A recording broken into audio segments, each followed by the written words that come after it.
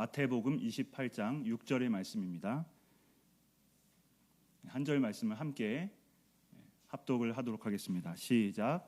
그가 여기 계시지 않고 그가 말씀하시던 대로 살아나셨느니라. 와서 그가 누우셨던 곳을 보라. 아멘. 할렐루야. 오늘은 환희의 날입니다. 우리 주님 다시 일어나신 부활의 날이요, 우리가 다시 일어날 소망의 날입니다. 십자가의 사랑, 완전하신 그 사랑, 그 보혈을 힘입어서 구원받아서 하나님의 자녀가 되었고, 이제 부활의 첫 열매 되신 주님이 일어나심으로 인류가 새 생명, 영생하는 생명으로 살아갈 수 있게 된 생일 같은 날입니다. 우리 3명 이상 우리 주님 부활하셨습니다. 같이 나누겠습니다.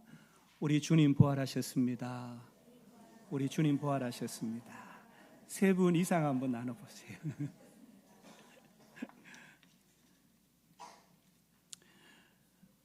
부활절은 resurrection, 주의 부활, the resurrection이에요. 그런데 부활절을 많은 사람들은 이스터데이다 이렇게 불러요. 그래서 해피 이스터 이렇게 합니다. 근데 부활절 우리 이스터 버니 토끼라든지 또 이스터 달 인형들, 또 토끼 놀이, 무지개 색깔 계란, 성경 어디에도 이스터데이는 없어요. 토끼나 달걀도 등장하지 않아요. 이스터데이 이렇게 부를 때 이 이스터는 고대 이교도들이 게르만 색선족이 그렇게 에오스트레라는 다산의 신, 이 여신을 숭배하면서 만든 이름이 쉽게 말하면 이스터예요. 그래서 그 축제가 이 독일 지방으로부터 시작돼서 우상과 이교도들이 다산의 여신으로 섬기는 그것을 이 봄에 하기 때문에 부활주일에도 같이 그냥 사람들이 이스터데이다 이렇게 하는 거예요. 이렇게 오스트라, 독일에서는 오스트라다 이렇게 얘기해요. 그러니까 페스티벌을 얘기해요. 근데 이게 미국에서는 이스터랜드, 이걸 줄여서 이스터다 이렇게 얘기하는 거예요. 이 토끼 나와요. 토끼, 버니, 토끼. 그래서 부활절 하면 토끼를 가장 많이 생각을 해요. 근데 이 토끼는 추운 겨울에 새 한 마리가 죽어가는 것을 보고 이 여신이 이 새를 불쌍히 여겨서 토끼로 그렇게 만들어줬다고 그래요. 그래서 이 토끼가 아니고 계속 새 알을 낳았다 그래요. 무슨 얘기인지 모르겠지만 그래서 지금도 이 이스터 번이라 그러면서 이 토끼 인형을 많이 주고받아요. 부활절에. 우리가 이제 오늘도 노방전도 때 계란을 사용할 텐데요. 이 계란은 여러 얘기가 있어요. 근데 저는 그런 얘기들에 대해서는 별 의미를 두지 않고 17세기 교회들이 서로 부활절에 계란을 나누어 줬다. 그리고 전쟁에 나간 십자군 전쟁 때 나간 병사들이 많았잖아요. 죽기도 하고. 그랬는데 한 가정에 어느 부인이 계란에다가 하나님은 사랑입니다 적어서 굶주리고 다친 병사들에게 많이 나눠줬대요. 그런데 그걸 전쟁터에 나간 남편이 봤다는 거예요. 그래서 부부가 제외를 했다. 뭐 이런 얘기도 있어요.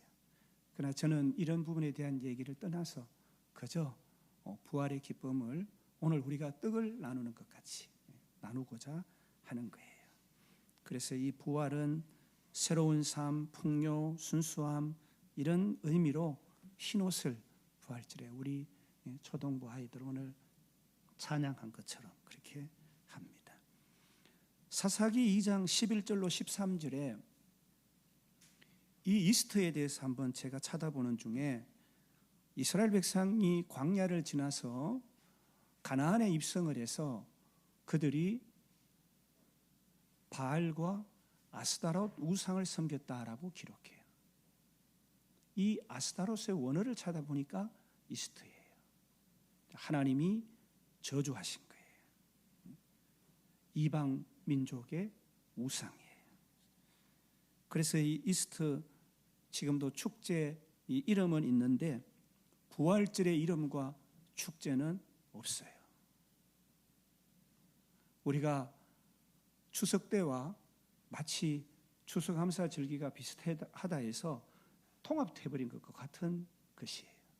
그래서 우리는 해피 이스터라는 이런 이모티콘을 저도 아침에 굉장히 많이 받았는데 주고받기보다는 주님 부활을 기뻐하고 축하합니다.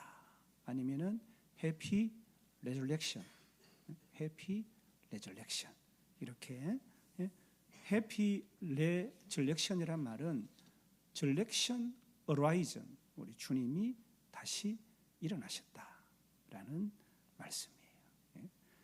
해피 레저렉션 한번 다시 3분 이상 한번 나눠 보겠습니다. 해피 레저렉션.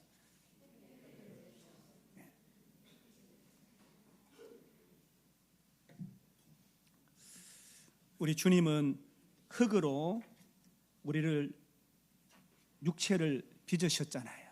그래서 육체는 다 소진되면 흙으로 돌아가는 거예요. 하나님은 흙으로 빚으시고 그 코에 하나님의 영 생명을 넣으셔서 오늘 살아있는 것들은 인생들은 다 호흡하며 삽니다. 그것은 알 수 없는 것이에요. 바람과 같고 눈에 보이지 않아서 하나님의 영, 생명의 영, 생명이에요.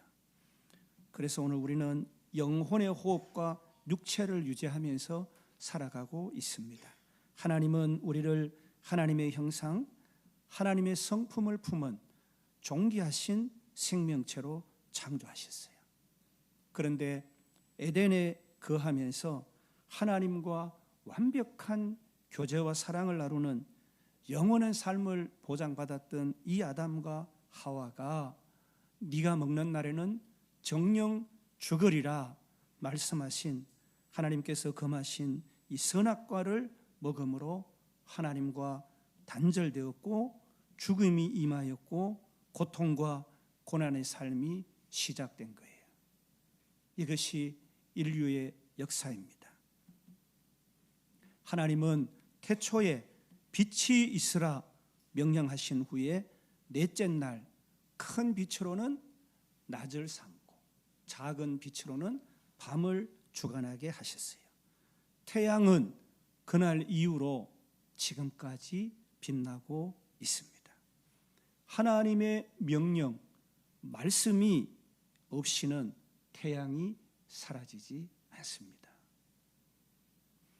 네가 먹는 날에는 반드시 죽으리라 영원 불변하신 하나님의 말씀에 대한 약속을 어김으로 죽음의 징벌은 우리에게 찾아왔고 지금까지 계속되고 있고 이제는 죽음이 사라지고 너희는 영원히 살리라 라는 하나님의 축복의 말씀으로 하나님은 우리를 다시 자녀로 회복시켜 주시고 하나님의 집, 하나님의 나라로 인도하시고 사랑하는 아들 독생자 예수 그리스도를 이 땅 인간의 몸으로 허락하셔서 우리의 죄짐을 다 담당하게 하시고 우리는 다시는 죄 없이 하시고 사망 권세를 이김으로 우리에게 사망 없는 영생을 누리게 하신 것입니다. 예수님은 왜 이 땅에 오셔서 십자가로 죽으셨을까요? 인간이 죽게 되었기 때문에 죽게 된 인간을 다시 살리려 선택하신 하나님의 방법이었고, 예수님은 그 방법에 순종하신 것입니다. 죽게 된 인간, 하나님의 자녀, 우리를 회복시켜 주시기 위한 거예요. 예수님은 성경에 예언한 대로 죽은 자 가운데서 사흘 만에 부활하셨고, 성천하신 후에 약속하신 성령을 보내주셨습니다. 그래서 예수 그리스도를 온 세계에 전파하는 교회와 선교의 역사가 시작되었고 지금도 진행 중입니다. 기독교 진리의 핵심 중의 핵심은 예수님의 부활입니다. 예수님의 부활을 믿지 못한다면 고린도전서 15장 19절 말씀처럼 우리가 더욱 불쌍한 자이리라라는 말씀이 맞습니다.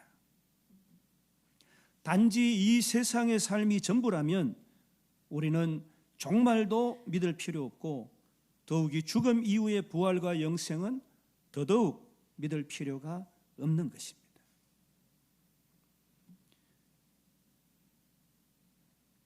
나의 죄를 위해 죽으시고 구원의 길을 여셨던 예수님은 다시 살아나셨고 심판의 주님으로 다시 이 땅에 오십니다. 그럼에도 부활의 주님을 여전히 믿지 못하고 거짓이라고 주장하는 많은 사람들이 존재합니다. 그들은 그들이 왜 늙는지, 그들이 왜 죽는지, 그들이 어디에서 왔는지를 알지 못합니다. 예수님이 부활하신 것이 아니라 예수님의 시신을 누가 훔쳐갔다는 도적설을 얘기합니다.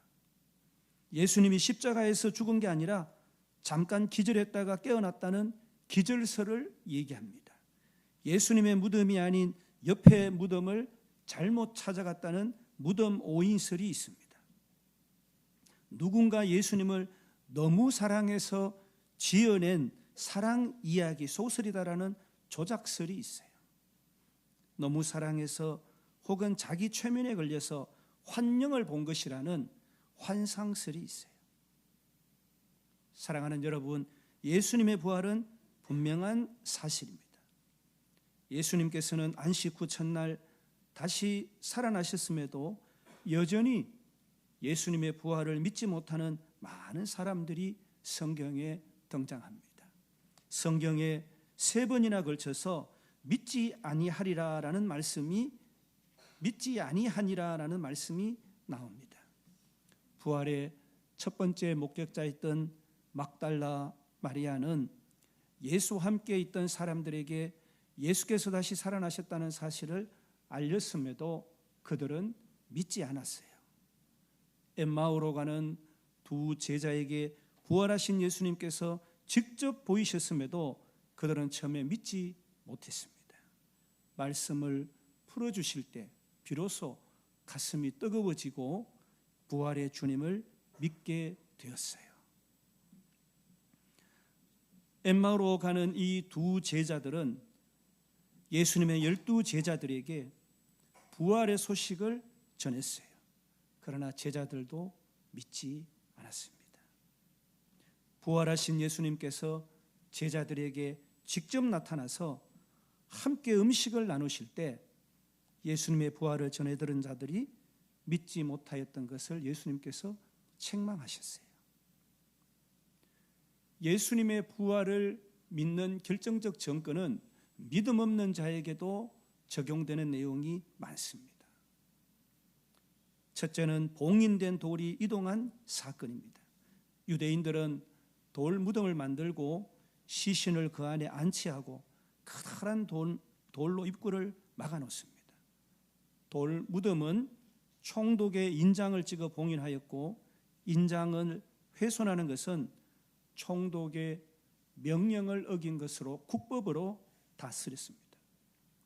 무덤을 봉인한 돌은 대개 1.5톤에서 2톤에 육박하는 커다란 돌이었기 때문에 일반 사람들은 쉽게 돌을 옮길 수가 없어요.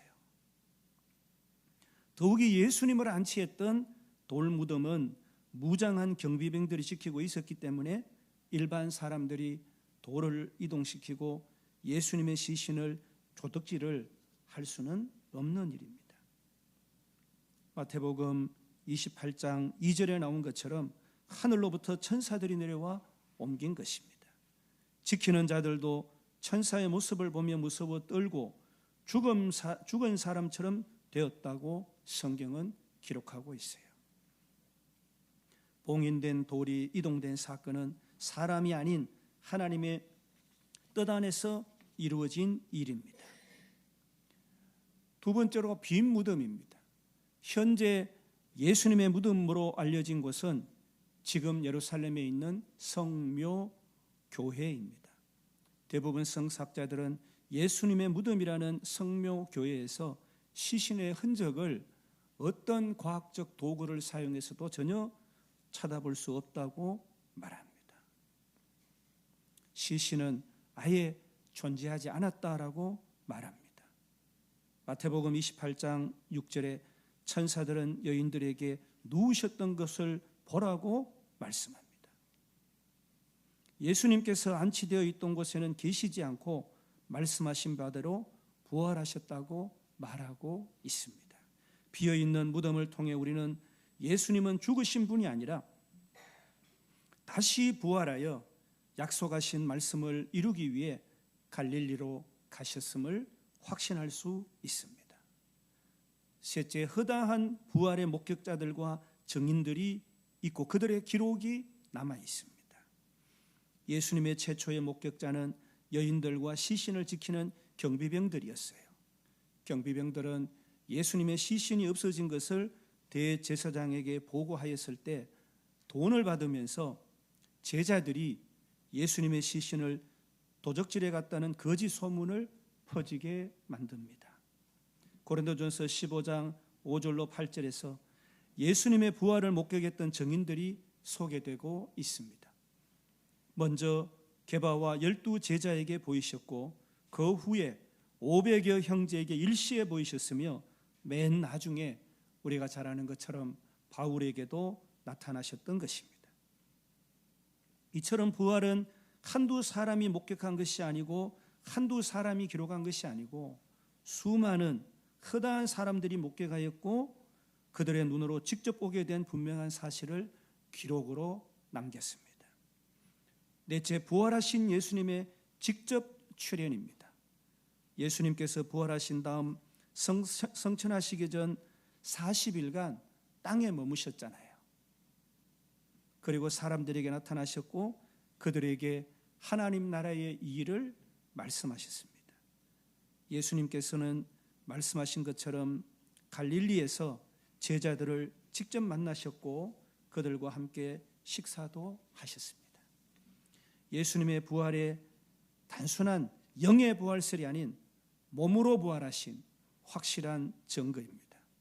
누가복음 24장 39절에 내 손과 발을 보고 나인 줄 알라. 또 나를 만져보라. 영은 살과 뼈가 없으되 너희 보는 바와 같이 나는 있느니라 말씀해 주셨습니다. 우리는 예수님께서 요한복음 20장 29절에서 예수께서 이르시되 너는 나를 본고로 믿느냐 보지 못하고 믿는 자들은 복되도다 하시니라 말씀을 기억하고 보고도 믿지 못했던 사람들이 아니라 보지 못했지만 믿음 안에서 확실히 부활을 믿는 우리 모두가 다 되어야 합니다. 역동적인 복음 사역과 교회의 성장이 주님의 부활하심을 증거합니다.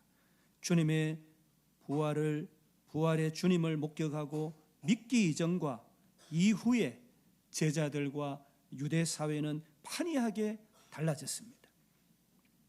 부활을 믿기 전에는 두려워서 모두 숨어 지냈어요. 그러나 부활의 주님을 만나고 성령을 받고 난 다음에 제자들은 변하기 시작했습니다. 부활 신앙으로 무장된 사도들과 그리스도인들은 담대히 복음을 전하였고 유대 사회는 엄청난 변화를 경험하게 됩니다. 많은 그리스도인들은 잡혀서 시신이, 그들의 육체가 불타는 가로등으로 로마 거리를 채웠다고 합니다. 그래도 주의 복음은 그치지 않았습니다. 베드로는 설교를 통해 3,000명이나 회개하여 세례를 받고 많은 유대인들이 그들이 목격한 것처럼 예수님을 그리스도로 믿는 개종이 일어났습니다.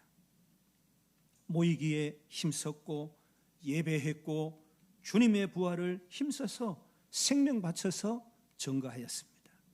제자들의 모임은 하나님 나라 백성들의 공동체로 형성되었고 이 땅에 하나님의 나라를 구현하는 많은 교회, 선교 공동체가 일어났습니다. 교회는 수많은 핍박 가운데서도 굳은 부활의 믿음 위에 굳게 서서 주님 오실 때까지 힘써서 부활의 정인된 삶을 살 것입니다. 믿음 없는 자가 아니라 믿는 자가 되라라는 주님의 말씀은 주님의 부활 위에 굳게 서 있을 때 가능합니다. 주님의 부활을 믿음으로 받아들일 때 부활은 나의 삶이 되고 내 인생 전부가 될 수 있음을 기억해야 합니다. 사랑하는 여러분, 우리는 온 천하에 다니며 주님의 부활, 주의 그리스도 되심, 복음을 증거해야 합니다. 부활을 목격한 사람들은 누구나 부활의 증인으로 살아가야 합니다. 증인은 보고 들은 것을 말할 수 있어야 합니다. 우리가 복음을 전하는 장소는 온 천하입니다. 복음을 전하는 대상은 모든 만민입니다. 복음의 핵심은 하나님의 의가 모든 사람들에게 차별 없이 나타난다는 것입니다. 그리고 이 사실을 믿을 때 구원받게 되는 것입니다. 로마서 1장 16절로 17절 말씀에 내가 복음을 부끄러워하지 아니하노니 이 복음은 모든 믿는 자에게 구원을 주시는 하나님의 능력이 됨이라. 복음에는 하나님의 의가 나타나서 믿음으로 믿음에 이르게 하나니 기록된 바 오직 의인은 믿음으로 말미암아 살리라 함과 같으니라. 로마서 10장 12절 말씀에도 유대인이나 헬라인이나 차별이 없습니다. 한 분이신 주께서 모든 사람의 주가 되사 그를 부르는 모든 사람에게 부요하시도다 말씀합니다. 사랑하는 여러분, 누구든지 주의 이름, 예수님의 이름을 부르는 자는 구원받는 것입니다. 그러므로 우리는 모든 사람들이 마음으로 믿어 의에 이르고 입으로 시인하여 구원을 받을 수 있도록 만나는 사람 누구에게나 차별 없이 구원의 주님, 부활의 주님을 전해야 합니다. 부활의 정의는 누구나 부활의 주님을 전가하는 사명자가 되어야 합니다. 이 일을 위해서 주님께서 오늘 우리로 제자 삼아 부르셨고 우리 모두를 삶의 현장으로 부르신 것입니다. 우리가 처한 모든 것은 주의 복음, 주의 부활에 정인된 삶을 살게 하시기 위한 부르심의 현장입니다. 우리는 때를 얻든지 얻지 못했든지 힘써서 주의 부활을 증언하는 자가 되어야 됩니다. 복음을 전할 때 우리 주님께서 우리의 능력이 되어주시고 우리와 함께 해 주십니다. 마가복음 16장 19절로 20절 말씀에 주 예수께서 말씀을 마치신 후에 하늘로 올려지사 하나님 우편에 앉으시니라. 제자들이 나가 두루 전파할세 주께서 함께 역사하사 그 따르는 표적으로 말씀을 확실히 증언하시니라. 아멘. 예수님께서는 부활 이후 승천하셨지만 성령을 통해 늘 제자들과 함께 하셨고 이 약속은 세상 끝날까지 함께 하시겠다고 약속하셨습니다. 하나님께서 제자들의 전하는 말과 함께 표적을 통해 전하는 말씀이 능력이 되고 생명의 역사를 일으키도록 함께해 주셨습니다. 우리는 주님의 복음, 부활하신 주님을 믿게 될 때에 예수의 이름으로 귀신을 내어 쫓을 수 있게 됩니다. 나에게는 권세와 능력이 없지만 예수 이름의 권세와 능력이 있는 것입니다. 예수님의 부활 이후에 모든 입술을 통해 주님은 만물의 주인이 되셨습니다. 그 이름을 힘입을 때 귀신은 떠나가고 하나님의 나라는 주의 평강은 임하게 되는 것입니다. 새 방언을 말합니다. 바벨탑 사건으로 언어는 나누어졌고 언어의 분열은 사람들의 분열, 나라와 민족의 분열을 가져왔어요.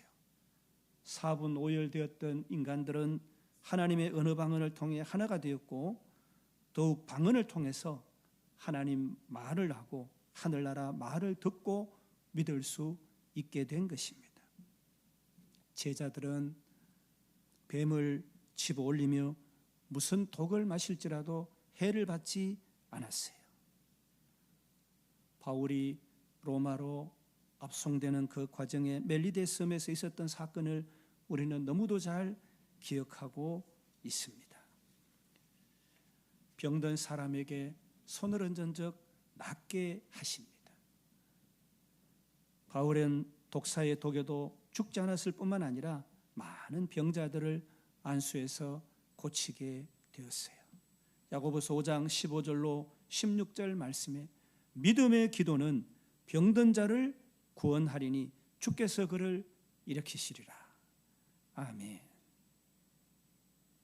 부활하신 주님, 그 주님의 이름을 믿을 때에 귀신을 쫓아내고 방언을 말하며 생명과 같은 무슨 독을 마실지라도 해를 받지 않고 손을 얹은 적 낫는 치유의 역사가 주님으로 말미암아 일어난다는 말씀이에요. 예수님의 부활을 여전히 믿지 못하는 많은 사람들이 존재합니다. 때로는 그들의 이성적 판단으로 죽은 자의 부활을 믿지 못하고 있습니다. 눈에 보이는 것만을 신봉하고 눈에 보이는 것만을 추구하는 사람들도 많잖아요. 어떤 사람은 믿기는 하는데 지금 누리고 있는 것들이 더 중요하다고 생각해서 부활을 받아들이지 않아요. 다시 한번 보지 못하고 믿는 자가 복되도다라는 예수님 말씀처럼 내가 비록 2000년 전 예수님의 부활을 내 눈으로 목도하지 못하였을지라도 사도들이 전하여 기록된 말씀을 통해 믿고 확신할 수 있음에 감사하시기 바랍니다. 믿음 없는 자가 아니라 믿는 자가 되라는 주님의 말씀을 기억하면서 내가 말씀을 통해 부활의 확실성을 믿을 뿐 아니라 믿는 자에게 함께 하시는 주님의 능력과 표적을 통해서 나를 만나는 사람들이 부활의 주님을 만나 무지에서 눈을 뜨고 영혼이 변화되어서 영생에 이르는 축복의 통로로 우리가 쓰임받아야 합니다. 주님께서 다시 오시는 그날을 사모하고 그날을 앞당기는 깨어있는 믿음의 성도, 부활의 정인된 삶을 다 살아가시기를 주님의 이름으로 축복합니다.